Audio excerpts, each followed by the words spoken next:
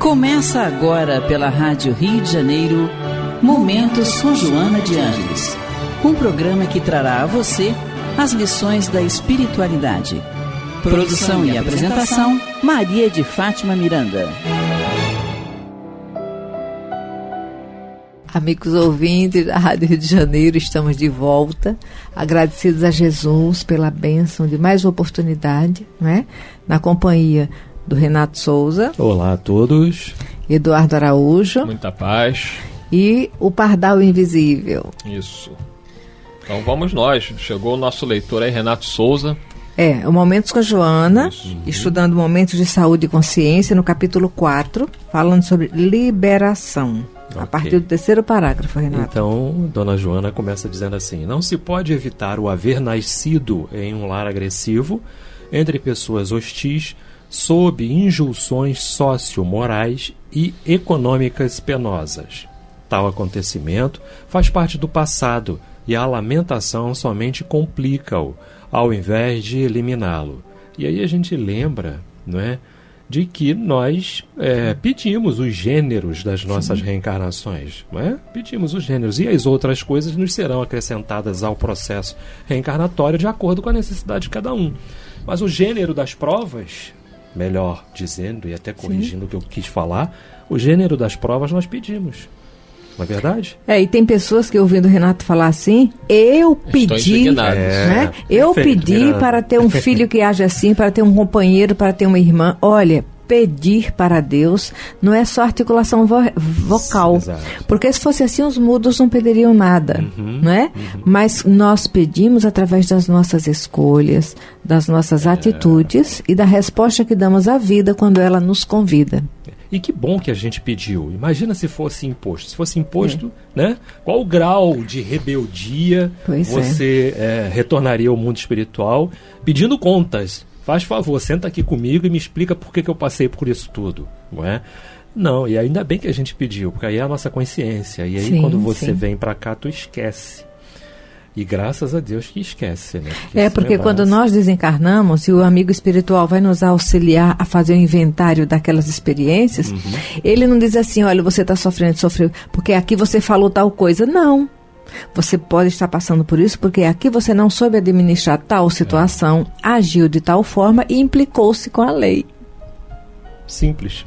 Então, e ela continua. Submeter-se. Só um detalhe, Renato, né, que é importante a gente colocar. Isso é um tema complexo dentro da doutrina, né? Que a gente estava aqui brincando, mas muita gente fica revoltada conosco. Vocês ficam dizendo que eu escolhi passar por isso, nascer dessa mãe, desse pai, que só me faz mal, que só me traz sofrimento, ter esse filho. Enfim, a pessoa não consegue imaginar como é que ela teria pedido isso.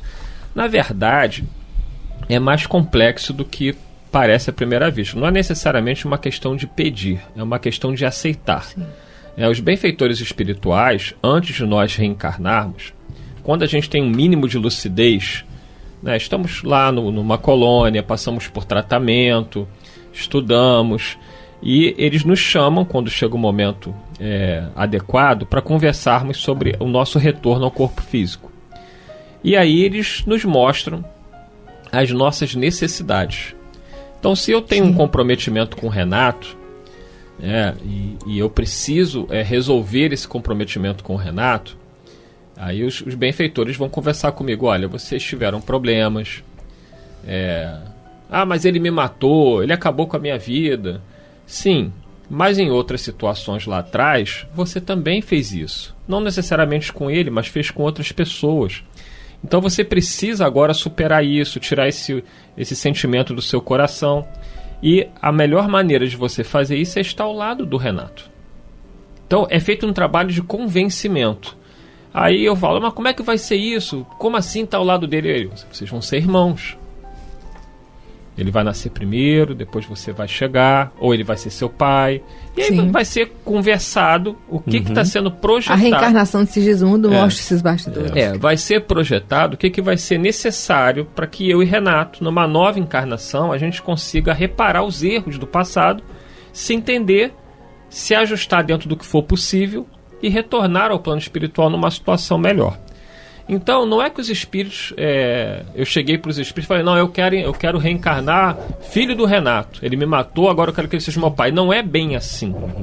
É feito um trabalho de convencimento, tanto comigo como com o Renato. Os benfeitores conversam e a gente, né, vai entender a necessidade e vai aceitar. Porque a gente vai perceber que é o melhor caminho para... Eles nos mostram o futuro Exato, e uma avaliação do passado. Aí a gente pode, do outro lado, perguntar, mas e se o Renato fizer mal a mim de novo? E ele pode falar, e se o Eduardo também me trair, querer se vingar? Aí os espíritos vão dizer, aí é o livre-arbítrio de vocês. Nós vamos lhes amparar para que vocês, como pai e filho, ou como irmãos, vocês consigam se entender e consigam buscar uma história diferente. Pode ser que a gente reencarne junto de novo, e o Renato ou o Eduardo não façam a parte deles, mas pode ser que o Renato faça a parte dele e eu não faça a minha. Quem não faz se atrasa, quem adiantou segue. Exato, É isso aí. Então, assim, você que está aí vivendo isso, tenha certeza de que antes de voltar ao corpo físico, isso foi conversado com seus protetores espirituais, você concordou com essa necessidade desse reencontro, tente fazer o seu melhor. Se o outro, que pode ser seu pai, pode ser sua mãe, pode ser seu filho, pode ser seu irmão, pode ser um grande amigo, pode ser um tio, se o outro não fizer a parte dele, claro que você vai lamentar, ficar triste, mas faça a sua parte naquilo que você se comprometeu junto a Jesus. E entregue a Deus, né, aquele que não está conseguindo fazer a parte dele. E aí você lembra de casos mais graves que Pensei nisso, pode falar. própria doutrina nos traz. Vamos pegar Camilo, por exemplo, não é? Todo um processo de aceitação de tudo que ele necessitava passar, não é? Para poder dar prosseguimento. Então, enquanto não houve esse amadurecimento, né, e essas conversas que o Eduardo citou, né, enquanto ele se encontrava no plano espiritual, ele não se colocou disposto a dar prosseguimento. Mas mesmo assim, ainda veio o medo. E se eu falhar novamente? Se você falhar novamente, nós vamos estar do seu lado para te resgatar, para te ajudar, né? Mas é importante. E essa conversação que o Eduardo colocou muito bem, sem dúvida nenhuma, é o que acontece. Só não acontece com os compulsórios, né? Que exato, Estou falando de um caso grave, que é o caso do Camilo, né? Que está lá na obra da Dona Ivone e tudo, mas... em todos os casos, há sim uma conversação, há uma reunião, há uma, né? Ninguém cai de paraquedas em situação nenhuma. Várias tentativas de fazer com que você compreenda, de que você aceite. Quando nós estudamos na Casa Espírita esse tema, tem companheiros assim, aí trazem situações ainda mais drásticas, como da violência sexual, não é? Aí, poxa, mas eu pedi para ser violentado, para ser abusado, tal coisa. Olha, na realidade, não podemos esquecer que o que vai acontecer com esses que estão estuprando, abusando e violentando? Passar por uma experiência de alguma forma semelhante. Não necessariamente, porque tem situações... Eu lembro de uma comunicação de um médico ginecologista que ele ganhou muito dinheiro cometendo aborto. Ele praticamente se identificou, só faltou dar o CPF. Eu nunca tinha escutado falar daquele médico. Ele narrou as situações que ele cometeu, chegou muito primeiro endurecido. Ele esteve presente umas 3 ou 4 vezes junto àquele grupo, não é? E eu lembro que um dia ele, quando deu sua mensagem, falou que não ia continuar porque ele ia reencarnar. E a proposta para aquela nova experiência, ele iria reencarnar como geneticista. Olha...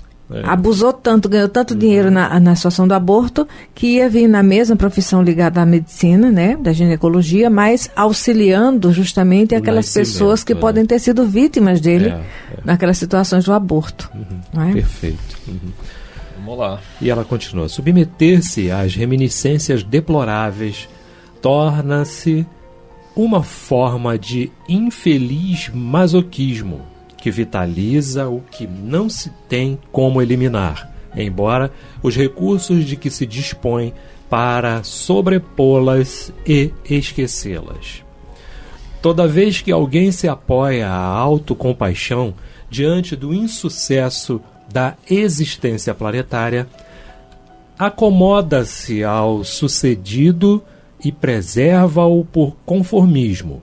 Faz-se, então, inadiável a decisão para ser feliz, revertendo o ocorrido. Mais uma vez, né? Ela volta a dizer aqui das reminiscências deploráveis. Todos nós temos, na nossa história de vida, né? Ainda mais Renata e Miranda, que já são bem idosos, eu vivi menos, então tenho menos coisas deploráveis. Eles devem ter um monte de coisa deplorável aí. Isso é porque ainda não abriram a caixa de Pandora dele. Quando abrir, né? Não, deixa ela fechada. Mas assim, ficar preso a essas reminiscências deploráveis, ela coloca aqui como uma forma infeliz de masoquismo. O que é esse masoquismo? É você punir a si mesmo, né? Se machucar, seja fisicamente, seja emocionalmente. Então tem muitas pessoas, e aí a gente lembra da palavra mágica, né? Aquela que é bem ruim, bem negativa, que é a culpa. Então as reminiscências deploráveis geram muita culpa, geram muito remorso. E essa culpa e esse remorso faz com que a gente se coloque numa posição mental e energética de autopunição. É tudo que os nossos inimigos espirituais mais desejam. Porque a gente se entrega de forma inerme, sem reação, às investidas desses espíritos, que querem efetivamente nos punir. Porque eles entendem que nós somos culpados realmente, até porque muitos deles foram nossas vítimas.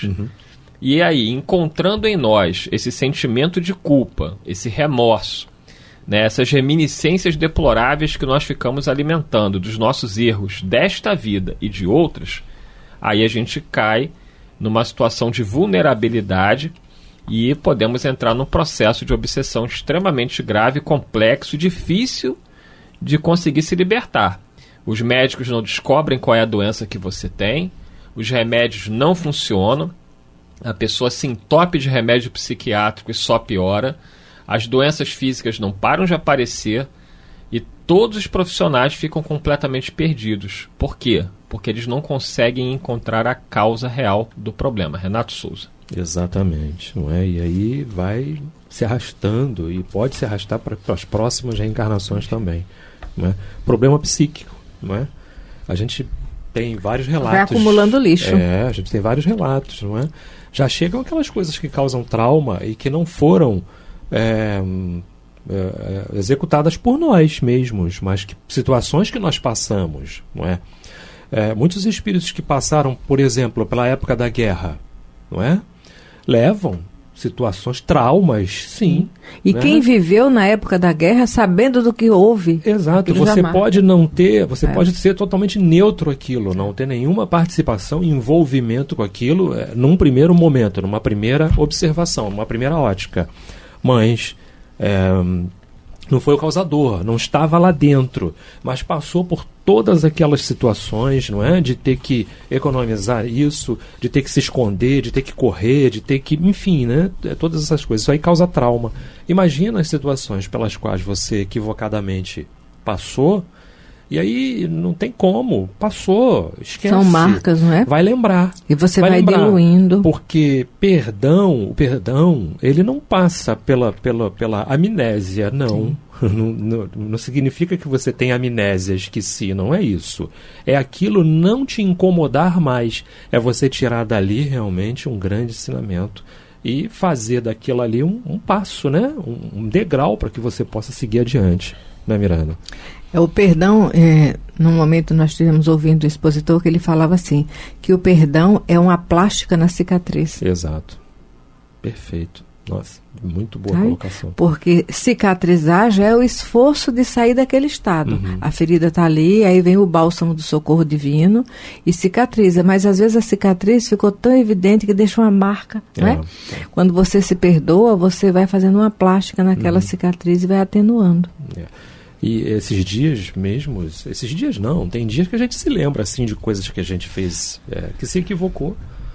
Até para deixar natural, como pisca-alerta. Exato, olha, cuidado, não é?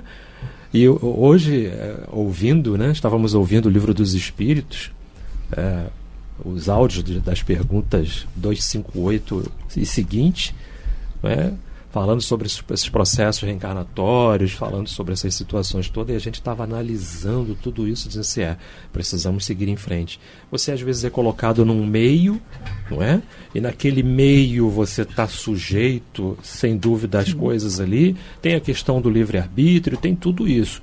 Se por um acaso, por um descuido, você, pisou fora, bota o pé para cá de novo, não é? E segue em frente. E aí vai seguindo, vai dando continuidade à vida, tá feito. Tá feito. É a tua história, faz parte da tua história e serve como aprendizado. E vamos continuar errando por longo tempo ainda, não é? Porque o erro, eu sempre observo o seguinte, o erro é a tentativa de acerto frustrada. Se você erra com a intenção de ferir, já não é erro, já é sua maldade ali querendo alvejar o outro. Perfeito, Mira, perfeito. Vamos lá, Renato. Ela continua. A reencarnação conduziu-te a um lar que consideras inadequado para o teu progresso e que te faz sofrer. Talvez tu mesmo o hajas elegido para adaptar-se desde cedo ao processo reparador. Cada um se vincula aos seres de que necessita para a evolução. Permanecer, porém, ergastulado, não é? A esses eventos afligentes é atitude acomodatícia com o negativo e perturbador, quando dispões de valiosos meios para a libertação. É o que ela falava antes da autocompaixão, né? Que deixa você ali sim. acomodado. Problemas existem para serem solucionados. Dificuldades são testes para desafiar os valores latentes do conhecimento, da capacidade de luta de cada um. Se preferes a autopiedade, ninguém te poderá ajudar. É aquela coisa do que, céus, eu não tenho jeito mesmo não adianta, né? Eu vou errar, vou continuar errando. E aí, aquela questão que a gente fala muito, né? É o ser, você é ou você está ainda, né? Se você diz que você é assim, realmente não vai ter jeito, né? Porque você vai continuar sendo, até o dia que a misericórdia divina vai bater o martelo e vai te impor as coisas. Mas enquanto você diz, eu estou atravessando um momento difícil, o impacto é diferente. Na tua mente, você cria as situações. Quando eu digo, eu sou doente, eu criei uma situação na minha mente que facilita justamente com que a doença pela qual eu estou passando se agrave ainda mais. E que quando a pessoa está tentando se justificar. Sim. E que outras enfermidades entrem mais facilmente, porque o meu sistema imunológico fica totalmente, desguarnecido. Não é? Quando eu digo, olha, eu estou, é diferente. Aí eu lembro o André Luiz, né, que ele diz que não existem doenças, mas sim pessoas doentes, não é? Com certeza. Ainda tem um detalhe. A autopiedade, ela é uma máscara, porque você se coloca numa coisa assim, que sou eu que não tenho valor, mas você está querendo apontar alguém que não valorizou você. Entendeu?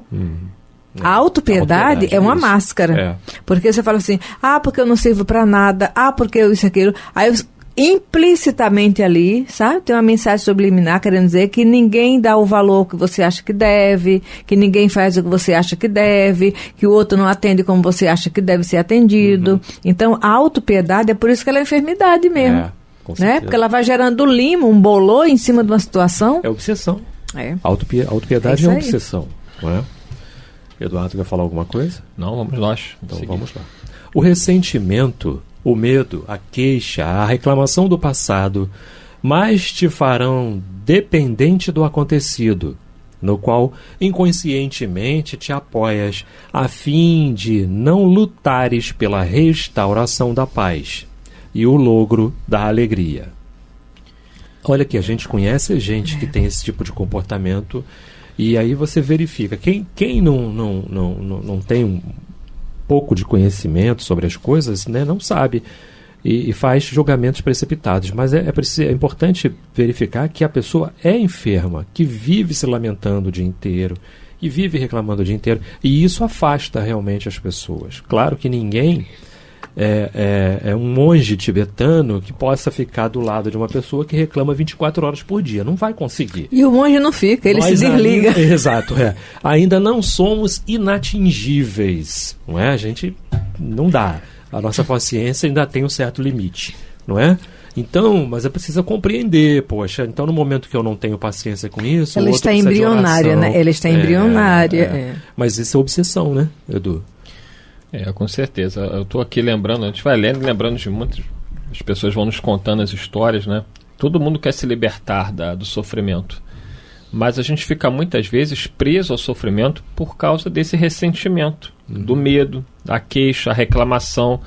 Se toda vez eu ficar lembrando do que aconteceu, do erro do outro, que o outro errou, que o outro fez, eu não consigo me libertar. Eu nunca vou conseguir perdoar, eu não consigo sequer desculpar. Porque entre desculpar e perdoar tem uma caminhada longa, mas eu primeiro preciso começar a desculpar a pessoa, tirar aquele ressentimento de dentro de mim. É evidente que fica um incômodo, não há mais a mesma confiança, mas a gente tem que estar aberto a uma reconciliação. Jesus nos pede isso, que seja feita de uma maneira racional, né? Procurando, se houver uma oportunidade, ajudar aquela pessoa, seja ajudar materialmente, ajudar emocionalmente, com uma palavra, escutando a pessoa, mas ficar se queixando o tempo todo, reclamando o tempo todo do passado, ela coloca aqui, te farão dependente do acontecido. Quer dizer, você nunca supera. Parece aquele disco arranhado. Você não sai dali. Que não sai. A pessoa está sempre falando a mesma coisa. Porque fizeram isso comigo, fizeram aquilo comigo. E você não vive. Fica preso ao passado, guardando ressentimento, guardando mágoa, atitudes que só trazem doenças emocionais e físicas. Quando nós buscamos raciocinar e meditando aos pouquinhos, porque não vira a página de uma vez por outra, né? Assim, não é? Mas quando nós, né, fazemos esse exercício, lembramos sempre, estamos também nos dando a oportunidade do outro de se desligar do mal que fizemos a ele. Exato. Né? Sim, sim. É nisso que Jesus fala, não julgueis, né? Perdoai. Por quê? Quando eu me esforço para ver, olha, foi uma atitude humana. Em algum momento eu tive uma atitude semelhante ou pior, eu posso não estar lembrada. Então, esse esquecer que é mais a nível de desligar-se, não é de apagar da memória. A memória vai ficar a lição para que eu não venha reincidir naquela situação. Exato. Né? É o olhar, vigiar e orar. Se eu passei por uma experiência, quando eu olho, eu observo. É o que você fala, aquele pisca-alerta. Opa, toma cuidado. Não é? Mas quando eu consigo executar isso, eu estou me dando a oportunidade bendita de me libertar daquilo que também fiz ao outro. Exato. Dando a ele chance de relevar. Assim como as pessoas não aceitam... quando a gente fala que, olha, você escolheu, você pediu isso, você... Não, as pessoas não aceitam, e as pessoas também não aceitam quando ouvem dizer assim, olha, não existem coitadinhos. Por que não existem coitadinhos? Hoje eu reclamo só que sou vítima. Mas e quando eu sou algoz? Não é? E aí, como é que faz? E aí eu deixo de observar as questões do evangelho, não é isso? Então, né? Indulgência. Pois é. E tudo mais. É por isso que quando somos vítimas ou algozes, somos vítimas ou algozes de nós mesmos. Exato.